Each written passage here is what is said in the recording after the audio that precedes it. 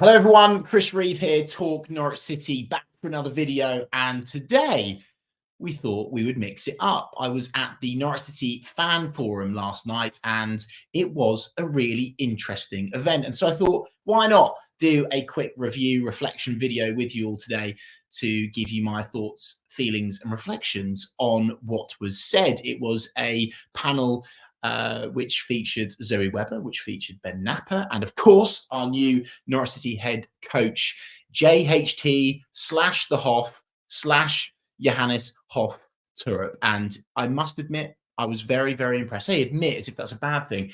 I was really, really impressed. And I came away from the fan forum feeling a hell of a lot more optimistic about the next season of Norwich City Football Club, despite the fact that the squad makeup won't change so much. I think that's pretty evident to see now.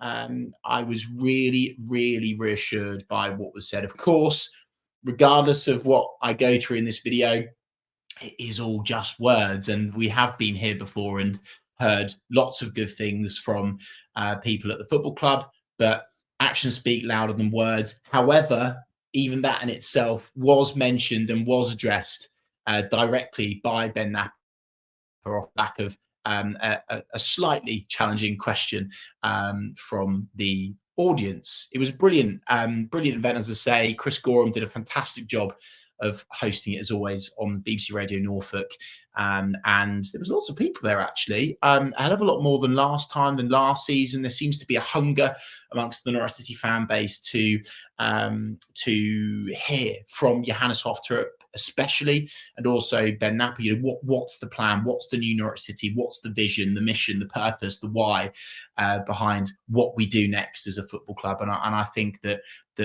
each person on the panel certainly served that up. So I've taken loads of notes. I have actually chucked all of these out on my personal X account. If you want to just read through them all as they are, I thought I would do that just so people can see them instantly after the event. But to go through them in a very, very funky order, the order of which was said, Johannes, starting with him, of course. I know that you guys want to hear from him. I'm going to leave Ben Knapper's comments until last, so make sure you tune all the way up until the end of the video to hear what Ben Knapper said. Kicking off with JHT, though, he opened up with a lovely remark, basically around Chris had asked him about how's he settling into life at Norwich, etc. Of course, he was extremely complimentary about the fine city. Didn't mention Great Yarmouth, Jack Reeve. I'm not sure why that is. Anyway, swiftly moving on. He said something lovely, which was that he's walked around Norwich to see every neighbourhood, which I just thought was just quite a nice remark, actually, just to open up. Carried himself really well, actually, did Johannes. Spoke. He had so much confidence in his conviction and his message. And actually, if I was a Norwich City player and you know, if he was communicating with me in the manner that he did at the fan forum, I'd really believe in that message and I'd really want to work for him. So yeah, that was the opening remark from him. And he also made a couple of comments about meetings, initial meetings that he'd had with the group, one of which was with the leaders of the group, to make clear how we want to play in the environment around the group. This was something that was spoken about a lot, was the environment, the behaviours, what we do to incrementally improve, consistently, small steps improve. I don't know if any of you know the terminology Kaizen, which is a Japanese saying for the Kaizen method, which is just small incremental gains over time. And that's something that was mentioned a lot at the fan forum. So he spoke about meeting with the leaders of the group. He also met with the attacking players, the offensive players, and described them as being really, really excited by the style of football that he wants to implement, because they'll have more chances to impact the game. That's a big thumbs up from me personally. He described pre-season as, we are intense, they are tired. So yeah, good, tick in the box. Of course, we want to hear that they're working hard. He was also asked by Chris Gorham, obviously the big question, you know, what is the style of football, Johannes? What do you want to do with this team? And he said, a team that's in control for as close to 90 minutes as possible. And he actually made a link, which I was very relieved to hear, around he was quite frustrated I guess perhaps not when he was supporting Denmark, but he was frustrated watching England, and he could really understand the frustration of the England supporters with a team that's so full to the brim of talent, but yet we're playing quite stagnated, slow, boring football. Let's be frank. And by making that remark, we can already safely understand that that ain't going to be what Johannes Hoff Thorup's Norwich City is going to look like. So that was reassuring. He also made a link about how he wants to look for the next goal after the first. So he made it clear that it's not going to be defensively minded. Every game will be to win the game. And I know, I take this with a pinch of salt, of course. Challenging situations change with results, with performances, with opposition, with players we're coming up against. But that was good to hear. And the line that I particularly liked was that he wants to go for the second and third goal after we get the first. So we're not going to be scoring a first and then camping back and defending. So that, from a supporter's perspective, I was certainly very happy to hear that. The most passionate comment of him from Johannes of the night was that he wants the feeling from the supporters that this is my club, this is my team, win, lose or draw. And he really put an emphasis on my club, my team. And I know that this is words, but he was so passionate about making sure that supporters understood the style of play, what we're going to do. And that really came through in that comment. He'd mentioned about how he was inspired by leadership and different leaders from different industries in terms of the way that they communicate. He was an FC Copenhagen fan growing up in Denmark. I'm sure that's not a surprise, but that's a fun fact. Now perhaps the comment, I guess the topic of conversation that got the most response from both the attendees of the fan forum, but also the panelists, was there was a big discussion about Adam Eder, and Johannes, and actually particularly Ben Knapper more so, made a big comment about Adam Eder, which is really interesting considering the rumours we're seeing online about the Irish forward at the moment. And he said that he will give him a fair chance. Sometimes it's not the player, it's the environment that needs to be better. I thought that was really refreshing because, yes, Adam's had some time here now. He's been desperately unlucky in terms of the management of him with regards to the loan move that wasn't facilitated, with regards to the chopping and changes of managers, of where he was played. And Ben Knapper particularly, which I'll go on to speak about in a minute, really spoke passionately about Adam Eder, which was, again, a bit funky because I'm seeing some rumours online about Celtic and the timing of that. So I'm not sure what you guys want to read into that. Perhaps let us know in the comments below your thoughts on the Adam Eder situation. The other thing Johannes mentioned was that his team will not rely on random situations. Of course, this is something that we all criticised under David Wagner's Norwich City, is that we were relying on a moment of magic from a Johnny Rowe, a Gabby Sarah, a Nunez free kick. We were relying on those magic moments, but especially away from home, of which we were awful last season. His team is not going to rely on random moments. And then he mentioned that there is a risk that possession football can be a bit boring, but wants to have the mindset of attacking and getting the next goal. We will approach the game in hopefully a very obvious way. So again, just really emphasizing the fact that we need to go out and try to win the game of football, not draw. Certainly no damage and limitation. That was really reassuring. And his message to start the season, there was a bit of ramble and give him his dues. It was the first time he was speaking with the Norwich City supporters. But the thing that I noted down is that he wants to try to be as open as possible, so you guys have an understanding of what we're trying to do. We have to create an open environment.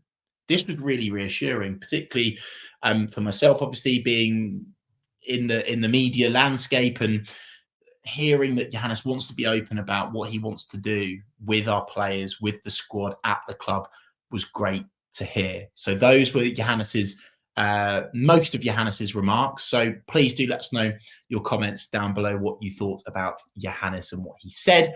Of course, Zoe Webber was there.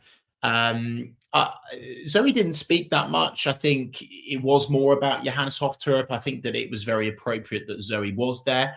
And when she spoke, it was with conviction. I felt that she spoke very well. But there were a few things that I jotted down from what Zoe Weber had mentioned, kicking off with, we always have a 3-year plan, and Norwich City are in a solid position financially. There was some conversation around the Atanasio group and taking the debt and facilitating that. I must admit, I haven't quite fully understood that, but it sounded anyway like we were in a solid position. She also spoke about Mark's involvement. There was a question around, what does the day-to-day look like with the Atanasios, what they're doing, what they're not. And I understand the reason for that question. And Zoe said Mark's been heavily involved, first of all, in Ben's appointment, and meets with everyone once a month as a group, attends all of the board meetings, and is always on the other end of the phone. Has regular dialogue with Delia and Michael as well, which I was very, very happy to hear as well, because obviously you want to know that relationship is continuing. You want to know that the Atanasio group aren't just bulldozing in and saying, we're the Yanks with all the money, get out of the way. Maybe some of you feel different, but for myself, I want Delia and Michael to have this runway period to allow the Atanasio group in, but at a pace that's appropriate, so they don't just bulldoze and by the way, I'm not suggesting they are going to do that, but I think that this period is actually more important than what a lot of Norwich City supporters might potentially think. Anyway, I found that interesting. Benfica was brought up. For those of you that have been on social media over the summer, there was various reports and rumours around the Atanasio group acquiring a stake in Benfica. Of course, massive football club.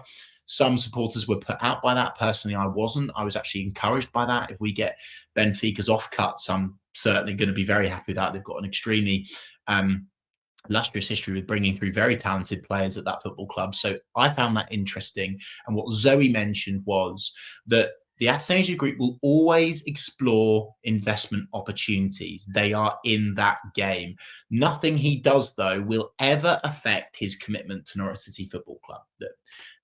I take that at face value, and I believed that.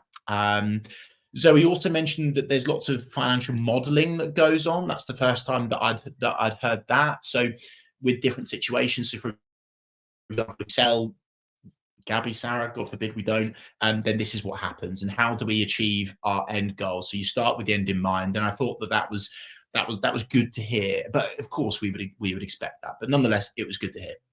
The other thing that came out with Zoe, perhaps Zoe's main piece around the evening was speaking about the expansion of Carrow Road, which has been spoken about on and on and on and on and on and on over my lifetime.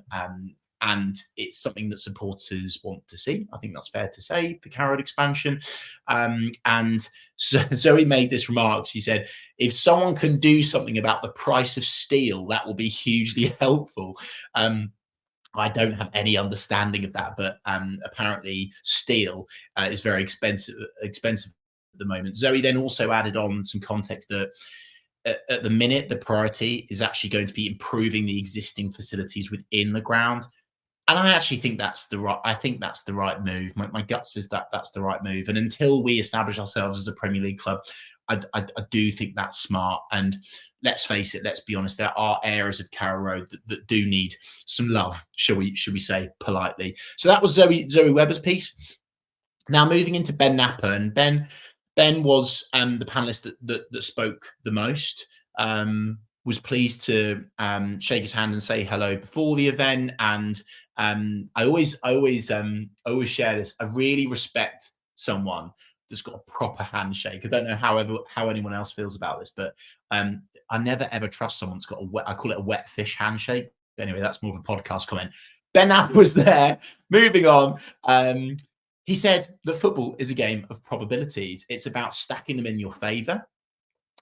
He mentioned a couple of times the word responsibility, which was so pleasing to hear, because there has been times where it's felt like maybe not necessarily the hierarchy, but certainly the managers have shirked away from accountability and responsibility. It's never their fault. And I really like the fact that Ben opened up with, we will deliver a team that represents you and that you understand what you're going to see every week and you're going to relate to. He used that word then, it's our responsibility to do that. Regardless of who we play, we will approach the game to try and dominate.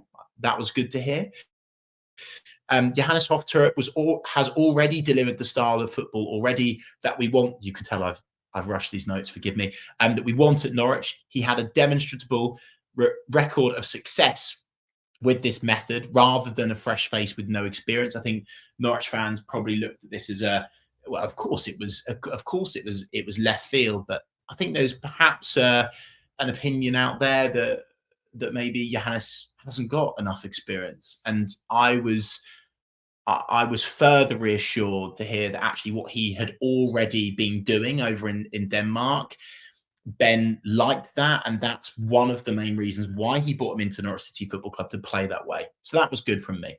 He also wanted to hire the Hoff because he was a manager on an upward trajectory. Now, on this, I don't know what other supporters think, so let me know your comments in the description. But I really agree with Ben on this, is that far too many times Norwich have got, I say too many times, perhaps recently, we've hired managers that have been burnt, that have been scarred, that have only just got out of jobs. And I do think that is in got out of jobs that haven't gone the way that they want to. Perhaps they've just been sacked, for example. So I think it's a really good thing, and I agree with Ben Knapper that we've managed to secure / lure JHT out of his football club over in Denmark when he's on an upward trajectory, and I think that's really encouraging. Knapper did speak about selling players. He said that we don't want to be a flash in the pan anymore. We want to grow, ready for this word again, incrementally. We have to sell players in order to sustain ourselves one day in the Premier League. That was quite interesting. I can see two sides to that. I agree with him. As Norwich City, at the size of the club we are, with the current financial structure and again, the current financial structure that we've got, we do need to sell players. I get that. But then I also do kick myself that, you know, for example, when we went up to the Premier League and sold Emi Buendia, if we'd kept Emi Buendia, would it have been different? I don't know. Maybe I'm jumping to assumptions there. But Ben, we have to face the music. We have to smell the coffee as Norwich City supporters. We can't be living in la la land expecting us to keep all of our best players forever. Yes, I know it's frustrating that we've always been a club that sells players, but that is actually what a lot of clubs our size have to be like, to operate in this new Barclays Premier League soulless modern football that we have to operate in. So I thought that was fair. He actually also sees interest in Norwich City players as a good thing. That's where we want to be, he said. No, we don't want a situation where the phone is not ringing, is something that Ben Knapper said. Food for thought. He said that Johannes Hoff Thorup watches a ridiculous amount of football, and that actually became quite apparent because Johannes made a couple of remarks about games that he'd watched and been tuning into, which then also reaffirms perhaps how long conversations have been going on for with JHT. Of course, that word patience was used. Ben Knapper did say, we will all have to have patience. You have to suffer in football. I think we are going to suffer next season as well. It would be interesting to see how much suffering we have to. Hopefully not as much as last season. Again, use that word responsibility here. Our responsibility as a football club is to deliver for you guys a team where even in the tough moments, you can see and understand what we're trying to achieve. And yeah, I agree. I think that if Norwich fans do understand what's going on, if we know the way we want to play, and even if we have the I don't think we're ever going to get this, but even if we were somehow afforded the context of this is the way we want to play, we actually currently don't have perhaps all of the personnel to truly play full JHT ball. But at the same time, this is the way we play. I think that's going to buy patience from the Norwich City supporters. Of course, as David Wagner said last season in his post-match with Chris Forum, he made that comment about hoofing the ball up and get it out the box and all of that stuff. And I get that. We are still going to have that. There are going to be a cluster of Norwich fans that continue to do that. It's going to require patience. I think that it's very evident that our defenders are going to be bringing the ball forwards themselves. We're not going to be lumping it long, and so I think perhaps the mindset maybe to go into this season with, from the Yellow Army perspective, is remember what it was like when Farke first came, and we were like, "Whoa, we haven't seen this before." And do you remember there was people booing, and it wasn't fast enough, and all this? I think we're going to have to realign ourselves with that again. We should be better at that this time around, though, given what we've experienced under Daniel Farke. And perhaps JHT's first season will be like Daniel Farke's first season, a season of transition. Let me know in the comments whether you would be happy and you would be accepting of that. Ben, there was a quick conversation around VAR. I actually quite like this, actually, because Ben Knapper has the same opinion of me. He said, I'm a purist when it comes to football. I hate the moments of when VAR puts you in limbo, and that he doesn't want it in its current form, which was food for thought. He also said that we will replace Andy Hughes. It's a key part of the game. We want to make sure we can optimize. I thought that was interesting. I was umming and ahhing as to whether we actually would replace Andy Hughes or not, but we are. That was confirmed by Ben Knapper at the Norwich City Fans Forum. He spoke about the quality. We feel that we've got really good quality within the group, and that Johannes has validated that after his first few training sessions. On the recruitment front, he confirmed that Norwich City are very active in the market. There are some areas we're really interested in. Left back is one of them. We all know we need a left back. We have, of course, signed a new youngster in that position, but I think that's going to be one more for the development squads. We need a left back. That's blatantly obvious, isn't it? And so that's a key area. But it was also good to hear that they're looking at other areas, they're active in other areas as well. My current stance on the transfer situation is Norwich City won't do anything else until they sell. I think that's what's going to happen. Of course, that's as of Tuesday, the 9th of July at 12:35. Of course, things can change in football quite quickly. Ben did say, with regards to players, that he actually wants to sign players that have the capacity to take on board information. He actually also said, which I found interesting, that this is perhaps more important than players that just have technical skill. Players need to see pictures that solve solutions. Interesting. I agree with that. I think that's important. And I don't know how many of you guys picked up on there was a quote that we ran from Stuart Weber that did he did a talk for, oh God, I've forgotten now who was the talk for. It was the football coaching, forgive me, brains fried now. He did a talk somewhere post Norwich where he'd essentially alluded to PP and said that actually he did have the right skill. All the data said he was going to be a really good player, just didn't have the capacity to take on board enough information. And that's, I guess, obvious, but it's perhaps something that fans don't think about as much. So I found that interesting. He also said regarding the transfer market that it is definitely slower whilst international competitions are ongoing, and that essentially what happens is it trickles down. So the big teams dictate the market. So obviously with the big teams, the big players, the best players, they are currently at the Euros, at Copa America. And so therefore they have to get back from those tournaments before potentially there's movement in the market. So I think that's that kind of, just in case maybe Norwich fans are getting a bit restless with the lack of activity, perhaps that might be why. Someone actually also said, well, one of the questions was like, we've heard this all before, Ben. Like, he was actually quite punchy. It was over my right-hand shoulder on one of the back rows. And he was like, look, we've heard this all before. I feel like this conversation could have been said time after time, 10 seasons ago or 15 seasons ago, I think he said, or 5 seasons ago, one of those. And he essentially said, like, what is the missing ingredient? Why can't Norwich survive in the Premier League? And he said that there were lots of things.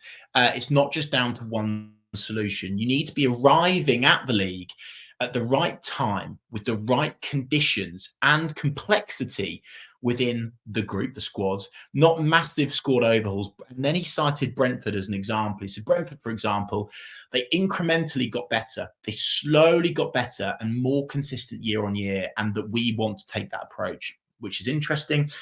Linked to Brentford, of course. One of the things that Johannes said in a press conference when he joined the football club is that he's buds with the Brentford gaffer. So there's obviously some inspiration being taken from Brentford. It kind of kills me that, like, I have to be honest with you, we are a much bigger football club than Brentford. Sorry, Brentford fans, if you're watching, we are. So it kind of it does irk me a little bit that we're taking inspiration from Brentford, but you have to take your hats off to them. They've done it so well, the way that they've got better and survived in the Premier League. It just irks me a little bit that we're not on that level, but we'll leave that alone for now. He also confirmed that signing one player on a big fee is not going to solve all your problems. It's not a quick fix. One head coach that's going to achieve this for you. And I guess, like, linked to the previous comment as well, actually, is that it's definitely lots of things. And I think it was good that Ben Knapper spoke about how and when we arrive. We know, maybe you are one of these people, that there were plenty of fans last season that said, I don't want to be promoted. I must admit, I can't get my head around that. I'll never be of that opinion. I want to be getting to the Premier League as soon as possible and playing the biggest and best teams for those iconic Man City David versus Goliath moments. That's what I personally want to watch. But at the same time, we have to again not live in la la land, and we have to realize that, I think when we arrive is important. How much money are you actually going to spend? Have you got mostly experienced players? Are your players too young? Perhaps, I like to call them green bananas. Are they ripe yet? Even when we were in the Premier League, and we signed Josh Sargent, for example, and this feels almost weird to say this now, we have to remember, when we signed Josh Sargent, he wasn't ripe.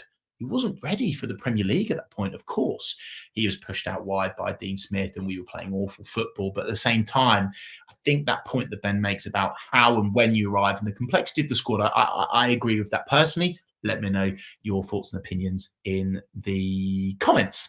The other thing that was mentioned by both Johannes and Ben was the connection between the club and the fans. And I'm so pleased to hear that, because I was starting to worry that the club wasn't truly grasping how important that was.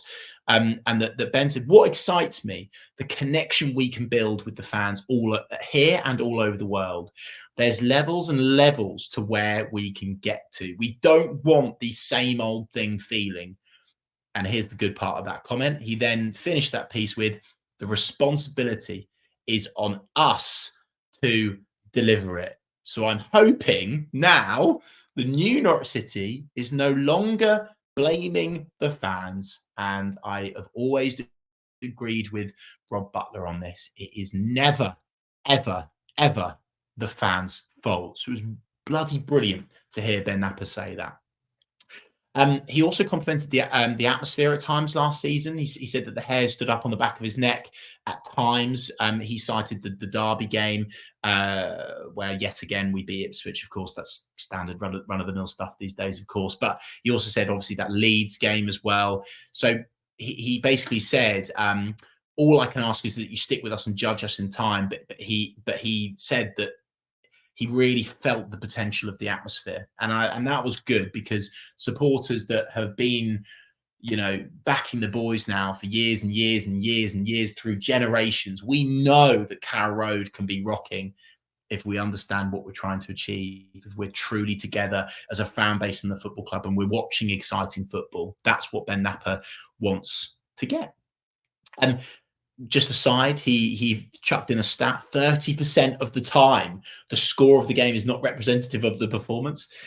He said that the target is always promotion and reaching the Premier League, win every game we play. We want to focus, however, mainly on not the outcome, the process, the daily behaviours and habits. It really sounds to me like Knapper has gone in there and realised this is, I don't know, I need to be a bit careful here. My gut says, I listen to that, and maybe Ben's gone, the culture isn't quite right. This isn't a culture susceptible to success. Maybe that's a bit harsh, but that's the way I consumed that soundbite from him. And so it was really reassuring to hear from both JHT, Johannes Hoff Thorup, and Ben Knapper that they want to really improve the culture, the habits, the behaviours at the training ground, within the squad, within the group. That was brilliant to hear. And again, linked to Adam Eder, there was a big moment actually at the fan forum where Ben said there was a bloke that stood up, and I'm always, we should always, everyone's entitled to opinion, but I can't get away from the fact that this particular opinion was very it was obvious that the bloke didn't rate Adam Eder. Let's put it that way politely. And you could feel almost the people that were in attendance, they were quite like, like they were like, oh God, come on, like, you know, give him a break, which was interesting. But nonetheless, the response from Ben Knapper was really bullish. He actually said, I disagree, which was good. There was no politician's answer. He said he's a fantastic player. Adam's goals per minute was one of the best in Europe at one stage last season. Goals in big moments. You can't take that away from him. That is a fact. I said that, not him. What he's done at a huge club in the SPL is also very impressive. His power to destabilize a defense and make runs in behind. Adam Eder excites me. Fascinating comments given the timing of the rumours, and I don't know whether maybe they wanted to big Adam up in order for Celtic to pay them money. I don't know. Oh, someone's ringing me. Let's hang up. I don't know whether they wanted someone to come in for a higher bid for Adam. But nonetheless, they bigged Adam up, and that got quite a rousing response and a clap from within the audience actually as well. So Adam Eder, will be interesting to see what happens there. Also, by the time this video comes out, perhaps Ben Knapper did confirm that there will be a new head of football development that's being hired. He said yesterday, obviously at the event, very close to announcing probably tomorrow. And he also said, which was interesting, that part of our opposition analysis process is that referees are looked into by our analysts. And I don't know, maybe I should have known that, but it's something that I didn't really realise that happened. They said that they do a lot of analysis into the referees. Do they prefer free flowing? Are they card happy? Do they like to pull cards out? And so there was quite an interesting discussion around the referees as well. That's it, guys. I mean, there was a lot of stuff there that you would expect. There's a lot of stuff there which was interesting. Do let me know your thoughts, feelings, reflections on the Norwich City fan forum comments. I hope you've enjoyed this video. We've been a bit quiet recently. Forgive us. It is that time of the summer, but we will be back for podcasts again, regular podcasts, weekly podcasts sooner rather than later. A couple of really exciting channel announcements coming up. Of course, during the summer break, we have confirmed that Simon Thomas, the Soccer Saturday presenter, is going to be a regular contributor on the channel next season, which just is completely, I can't even comprehend that that's happening, but it is. He is going to be doing a new series called Simon Says, which I'm really looking forward to. So continue to follow us on our socials at TalkNorwichCity. Please do like and subscribe to us on YouTube. A huge thanks to the sponsors, the new sponsors and the existing sponsors that are back on board with TalkNorwichCity next season. But finally, and most importantly, a huge thanks to you, everyone that watches continuously, time after time, that backs us and will back us and support us again next season. Please do let us know your thoughts, feelings, and feedback on this video. Please do let us know what you want to see out of the channel next season. And finally, on the Ball City, come on, you yellows. Johannes Hoff Thorup, the Danish destroyer. Let's do it.